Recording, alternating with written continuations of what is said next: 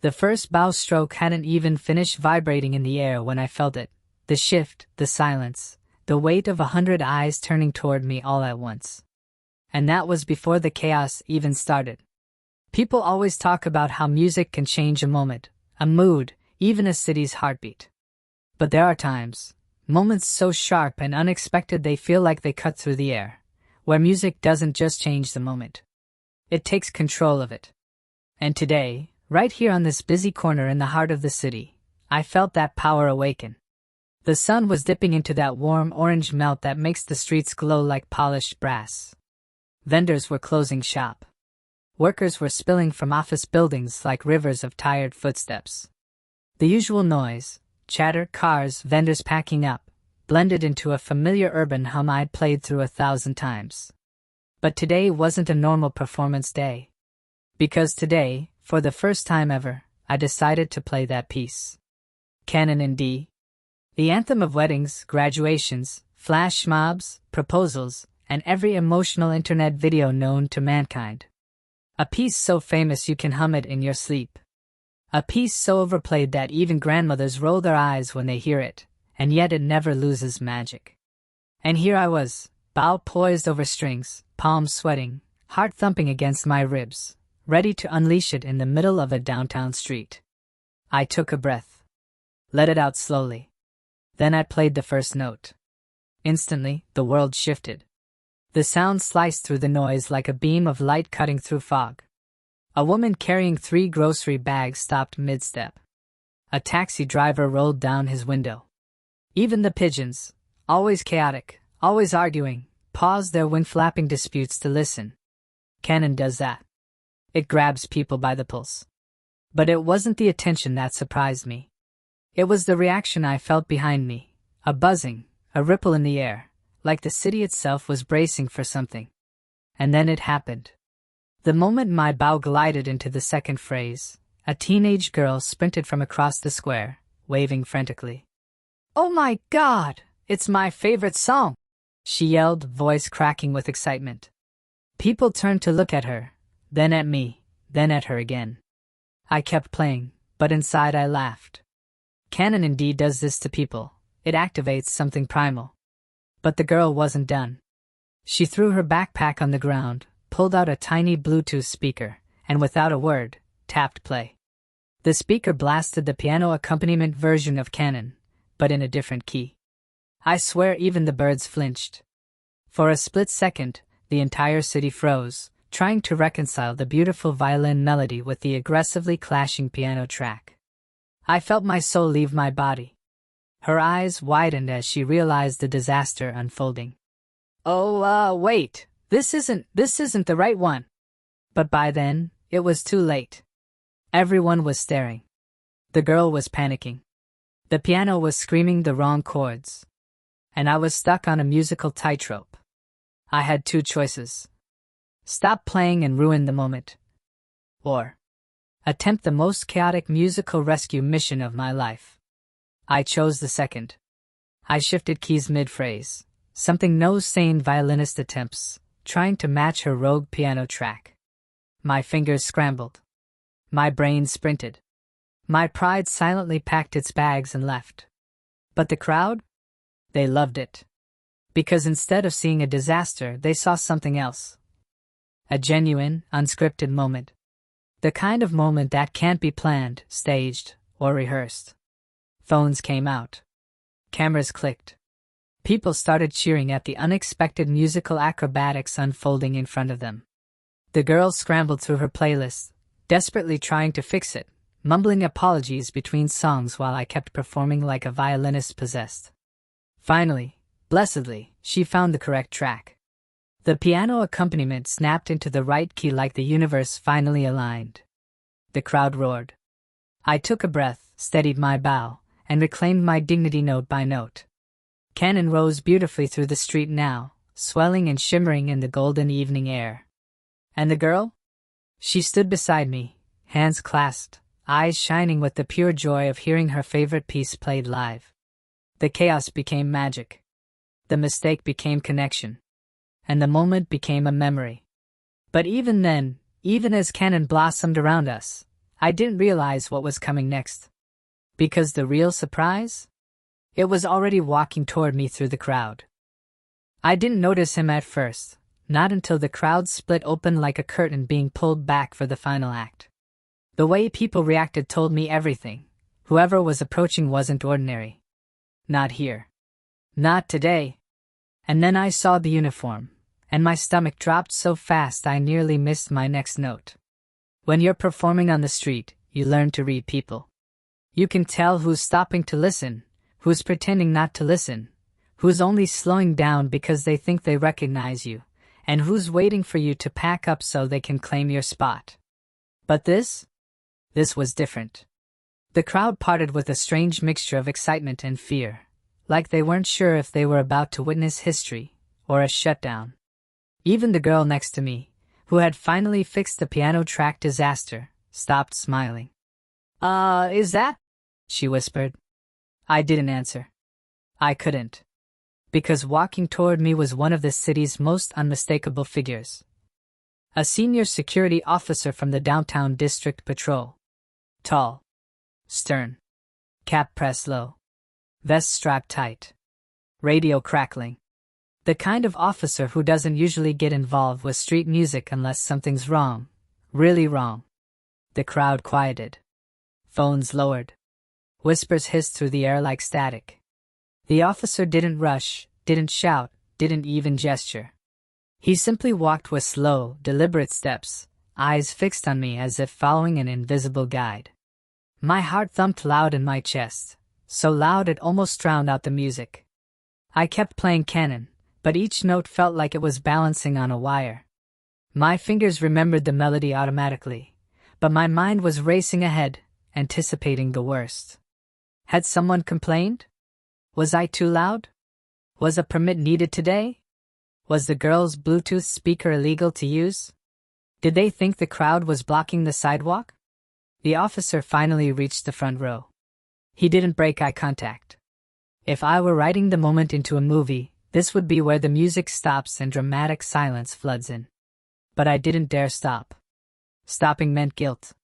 Stopping meant surrender. And canon, bless its eternal looping beauty, kept flowing from my violin no matter how nervous I became. The crowd held its breath. Then, the officer raised a single finger. Not a full hand. Not a stop motion. Just one finger lifted, silently asking me to pause. My bow slowed. Hovered. Stopped. The street fell into absolute, terrifying silence. The girl beside me stiffened like a statue. Someone in the audience whispered, "Bro, he's done." Another murmured, "This is why I don't perform here." Someone actually said F out loud like it was a video game death screen. I swallowed. "Is something wrong, sir?" I asked softly. The officer didn't speak. He reached into his vest pocket. Pulled out a clarinet mouthpiece. The crowd blinked in confusion. The girl next to me whispered, "Wait, what?" Then the officer reached into his back pocket and pulled out an entire clarinet. I almost dropped my violin.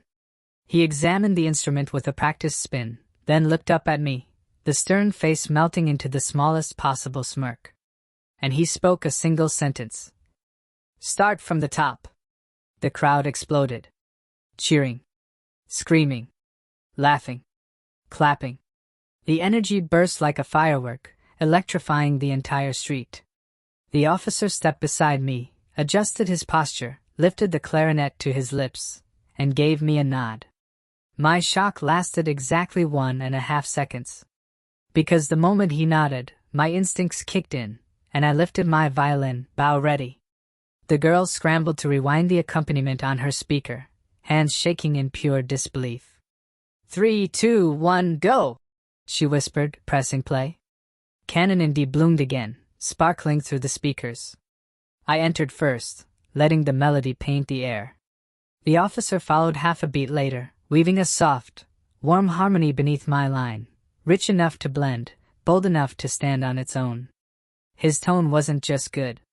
It was breathtaking. The kind of sound that only comes from years of disciplined training and late-night practice sessions. The crowd couldn't believe it. A kid yelled, "Wow, the security guy's a pro!" Someone else screamed, "This is the best day of my life!" Even passing cars slowed down, passengers leaning out their windows to watch. The street transformed. No longer just a corner. No longer just a performance.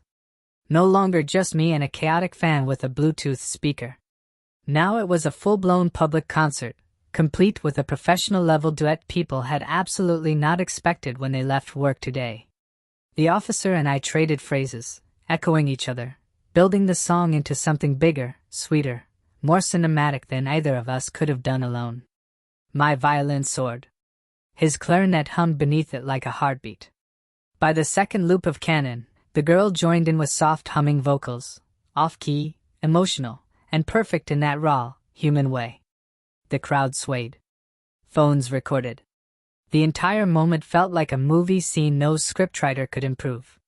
But even in the middle of that magic, music rising, people cheering, adrenaline rushing, something else caught my attention.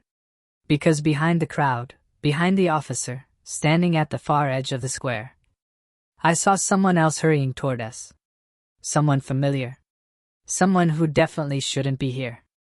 And when I realized who it was, my bow almost slipped from my hand. At first I thought my eyes were playing tricks on me, because there was no way she'd actually shown up here. But when the crowd slowly shifted, and the sunlight caught her face, my breath caught so hard I almost missed an entire measure. Because the person walking toward me was the absolute last person who should have witnessed any of this. My music teacher. The one who told me I wasn't ready for public performances. There's a special kind of panic that hits you when your past and your present collide right in front of an audience. It's not the same panic you feel when playing the wrong note, or dropping your bow, or even when a security officer pulls out a clarinet mid-song. No. This panic is personal. This panic has history. As canon spiraled into its gentle ascending motif, my heartbeat doubled. My music teacher, Miss Rivera, was weaving through the crowd, her violin case strapped to her back, her expression unreadable behind her glasses. She didn't walk with the excitement of someone stumbling onto a fun street performance. She walked like someone who recognized the player instantly, and couldn't quite believe what they were hearing. The officer beside me kept playing, blissfully unaware of the storm brewing in my chest.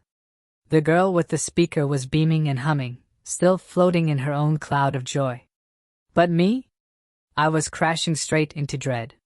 Miss Rivera and I had history, the kind that stains old practice rooms and lingers in the silence between unfinished lessons. She'd been my teacher for 4 years. She'd pushed me harder than anyone else ever had. She'd believed in small steps, not leaps. In discipline, not spontaneity. And after my last recital, the one where I froze on stage, hands shaking, breath stuck in my throat, she told me something I never forgot. "You have talent, but you're not ready for an audience yet." Those words dug deep. And for months, I avoided any stage, any camera, any performance where my failure could be witnessed again. Except this street corner had become my exception, my quiet rebellion, my small safe place where no expectations followed me except my own. Until today. She finally reached the edge of the inner crowd circle, her eyes locked on mine in a way that made my stomach flip. I almost faltered, but the officer glanced at me, nodding toward the next phrase. I inhaled. And I played. If fear wanted to choke me again, it would have to wait. Because something else was happening too, something bigger. With Miss Rivera watching, my nervousness didn't rise. It sharpened. Not to break me. To focus me. I leaned into the melody with a new intensity. Each vibrato shimmered with defiance. Each shift carried the weight of every year I'd trained under her. Every bow stroke said, "I'm here. I'm playing. I'm not freezing this time." The crowd didn't know the story behind my eyes, but they felt the shift. A murmur of surprise passed through them when the music surged, richer, fuller, carrying an emotion it hadn't before. The officer noticed too. His eyebrows lifted slightly above his clarinet mouthpiece, impressed by the sudden fire behind my sound. And canon grew. By the time we hit the modulation, the air had changed. It wasn't just a street performance anymore. It was something raw and alive, something that had been waiting inside me for years and finally found a reason to break free. Miss Rivera folded her arms, her gaze analyzing every movement of my hands, every nuance in my phrasing. She wasn't here to judge. She wasn't here to discourage. She was here to listen.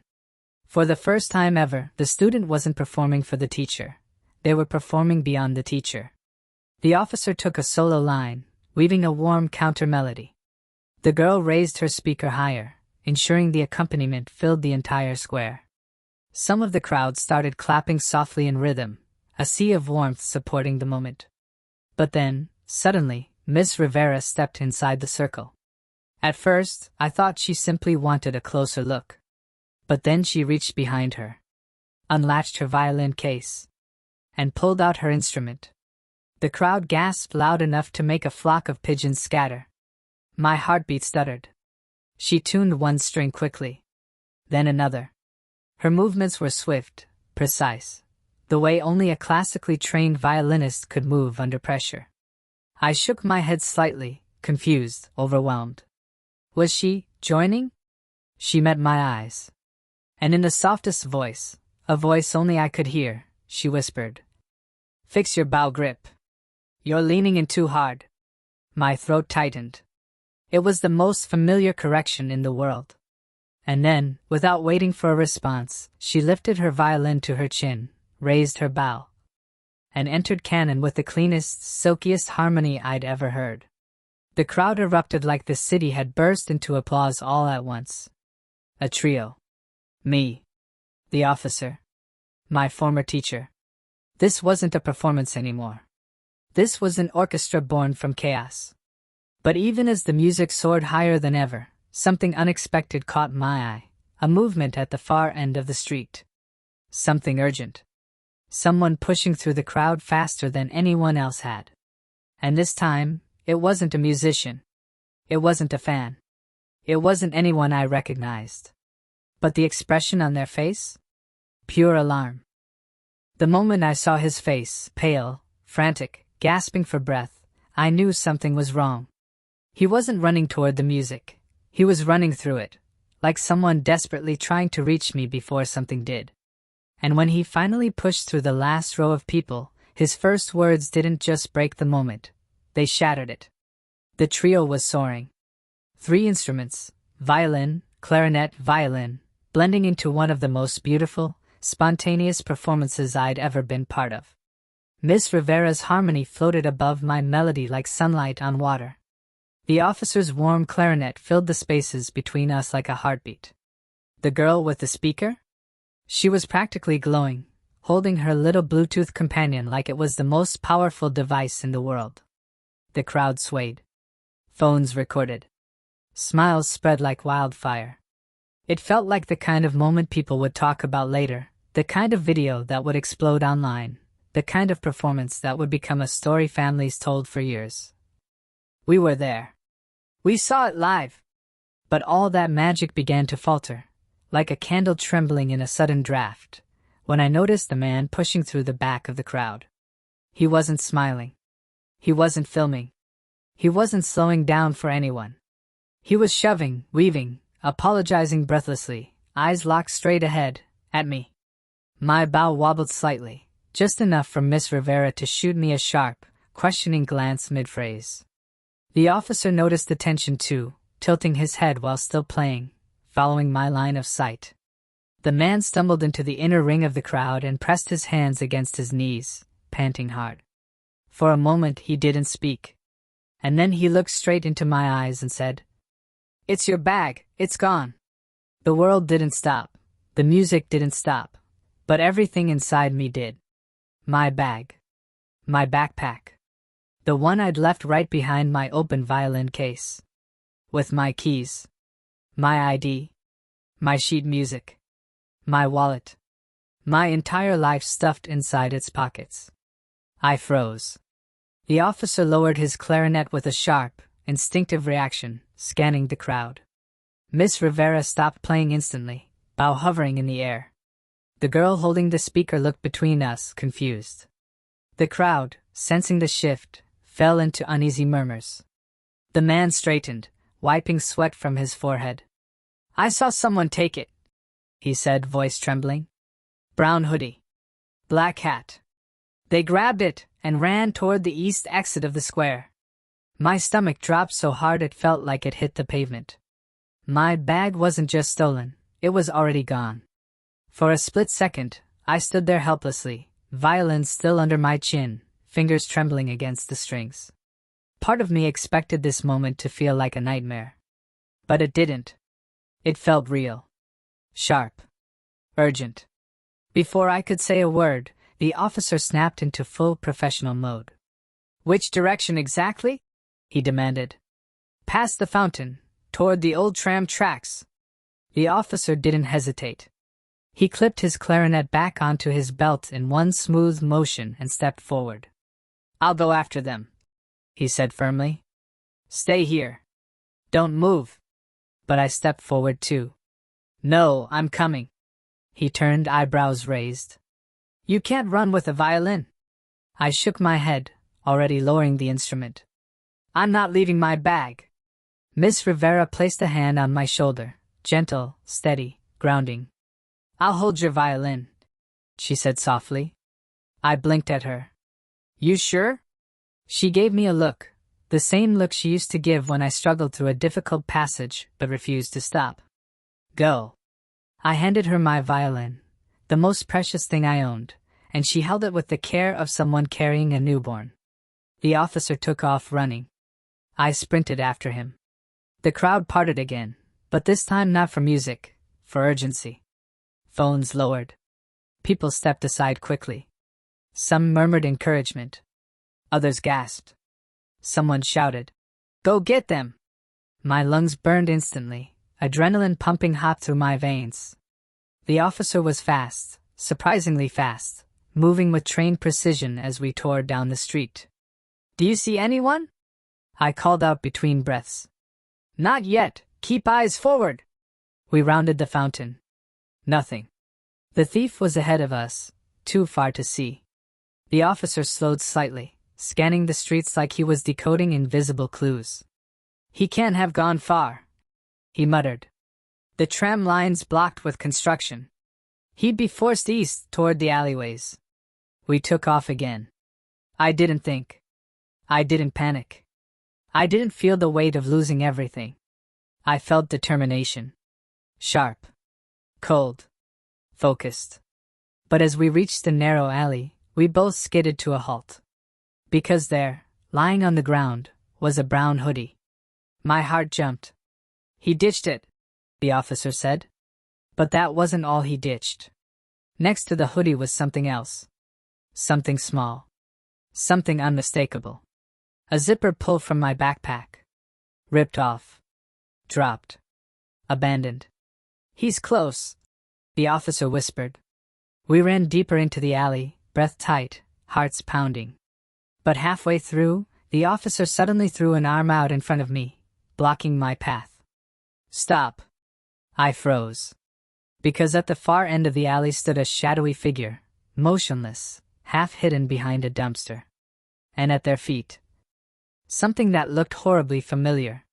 Something that made my breath catch in my throat. My backpack. But the figure didn't run. Didn't move. Didn't flinch. They just waited. Like they'd been expecting us. The alley was too quiet. That unnatural kind of quiet where even the wind feels like it's holding its breath. The figure didn't run. Didn't speak. Just stood there with my backpack at their feet, like a trap waiting for someone dumb enough to step into it. But when the figure finally raised their head, everything I expected shattered in an instant. I froze so hard my feet practically rooted into the pavement. The officer's arm stayed locked across my chest, like an iron gate guarding a dangerous border. The figure at the end of the alley, the one who supposedly stole my backpack, didn't look like a thief. He looked scared. Not menacing. Not threatening. Not ready to sprint. Just scared. Hood pulled low. Shoulders tense. Feet angled like he wanted to run but somehow couldn't. The officer tightened his stance. Stay behind me. I nodded, though I wasn't sure whether it was fear or confusion holding me still. The officer took one slow step forward. Don't move, he warned, voice steady and commanding. Just keep your hands where I can see them. The figure did something none of us expected. He raised his hands slowly, trembling. No weapon. No threat. No sudden movements. Just two shaky hands lifted into the air with a kind of desperation that didn't match the situation. He wasn't acting like someone who'd been caught. He was acting like someone who wanted to be caught. The officer lowered his voice, leaning slightly toward me. Stay alert. Something's off.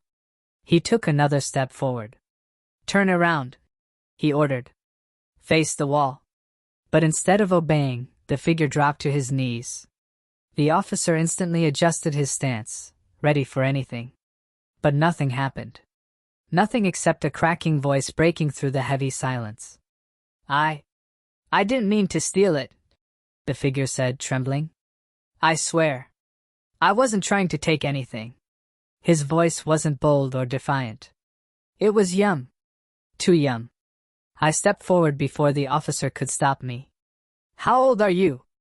The figure hesitated, then pushed the hood back a little. He couldn't have been more than 14. A kid. My heartbeat thudded painfully.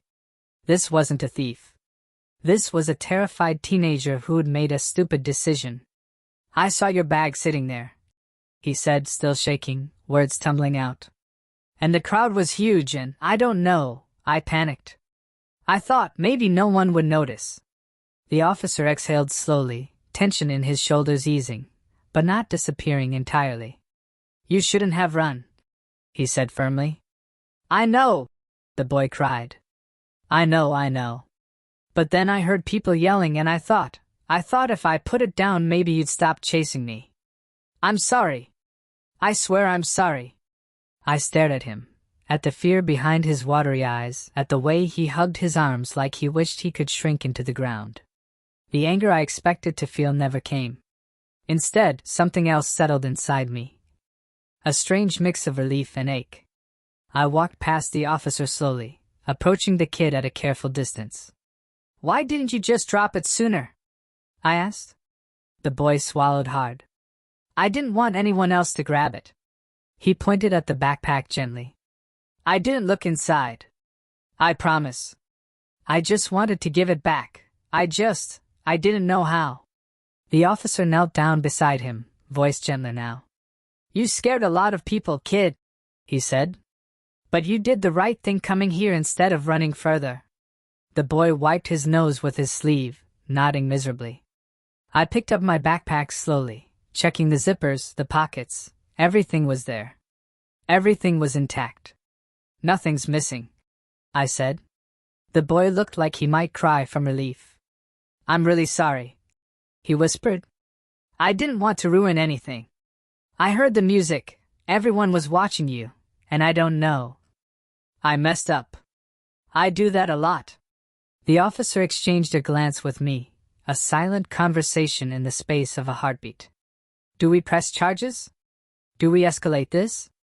Or do we handle it differently? I thought about everything that had happened today. The chaos. The surprises. The unexpected harmonies. The way music had brought people together. And suddenly, I knew what the right choice was. I crouched down in front of the kid. You didn't ruin anything, I said softly. You made a mistake. But you also tried to fix it. That matters. The boy sniffed, looking up at me with wide, confused eyes. You're not mad? Oh, I'm definitely mad, I said with a small smile. But I'm also aware that everyone deserves a second chance. The officer stood slowly, brushing dust off his vest. I'll file a simple incident report, he said quietly. No charges. But you better not run from another security officer again. Ever. The boy nodded furiously. Yes, sir. Never. I swear. The officer softened. And you go home. Safely. When the kid finally ran off, in the opposite direction, the alley felt lighter somehow. Like the tension had evaporated with his footsteps. I slung my backpack over my shoulder. The officer looked at me with a faint, tired smile. "You handled that well," he said. "Thanks for chasing him with me." He laughed, breath still uneven. "You're faster than you look." We began walking back toward the square, toward the music, the crowd, the unbelievable moment we'd left behind. As soon as we stepped out of the alley, we saw them. Miss Rivera holding my violin like it was made of glass. The girl guarding the speaker like a loyal knight. And the entire crowd waiting, actually waiting, for us to return. When they saw us, a cheer erupted so loud it echoed down the streets. I took my violin back, hands still buzzing with adrenaline. Miss Rivera lifted an eyebrow. "Still want to finish the piece?" I grinned. "Oh, absolutely." The officer raised his clarinet. The girl held up her speaker. The crowd leaned in. I took my place at the center once more, bow lifted in the golden evening light. And as Canon Indy rose again, fuller, braver, more alive than ever, I realized something. This wasn't just a performance anymore. This was a story. A moment. A memory the city would never forget.